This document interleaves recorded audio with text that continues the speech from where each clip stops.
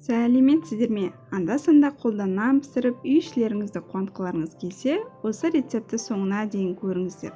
Духовкада, яғни пеште піскен нан кейде қатты болып қалуы мүмкін, ал мультиваркада жұмсақ болып, ерекше үлкен болып көтеріледі. Ірімшік пісіріп, сары суы қалған болатын. Мен соны алдым. Сіздер 150 мл жай жылы су алсаңыздар болады. 1 шай қасық қант пен тұз, 1 жұмыртқа, 600-650 грамм ұн қосып, жұмсақ қамыр елеп, жылы жерге 1 сағатқа көтерілу үшін қоямыз. Қамырға ұн көп қосып, қатты қылып алмаңыздар. Жұмсақ, қолға қатты жабыспайтын қамыр болса болғаны. Мультиварканың табасын өстіп маймен сықлап, дайындап қоямыз. Егер ірімшіктен қалған сары суды не істесем деп ойлап жүрсеңіз, осындай нан пісіріп, анда-санда жасап қойсаңыздар болады. Тоңазытқышқа қойып қойсаңыздар да тестамыз тұра береді.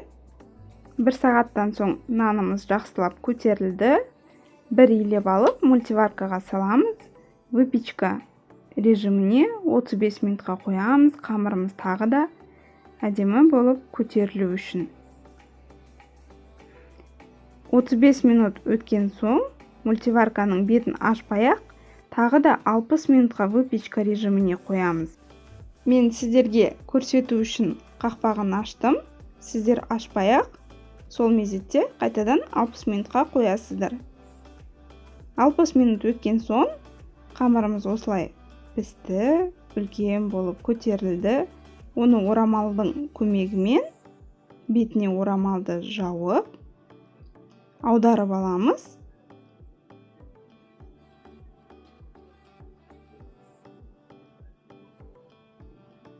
Осылайынан табамызға қайтадан жаңа піспей қалған бетін аударып, мультиваркаға тағы да выпечка режиміне 30 минутқа қойып пісіріп аламыз. Ұзақ процесс болып көрінгенмен, бұл соған тұрарлықтай нан болып шығады, үлкен болып көтеріледі, әдемі корочкасымен.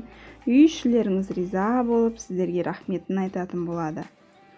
Піскен соң өстіп суығанша бетіне орамалдарды жауып, тындырып қоямыз. Мультиваркада пісірген өте ыңғайлы. Нанымызды, қамырымызды саламыз да, өз жұмыстарымызды жасай береміз. Видео рецепттер аптасына 3 мәрте шығады. Жіберіп алмау үшін қоңыраумен тіркелуді ұмытпаңыздар. Осы рецепт ұнаса лайк басып, пікір қалдырыңыздар.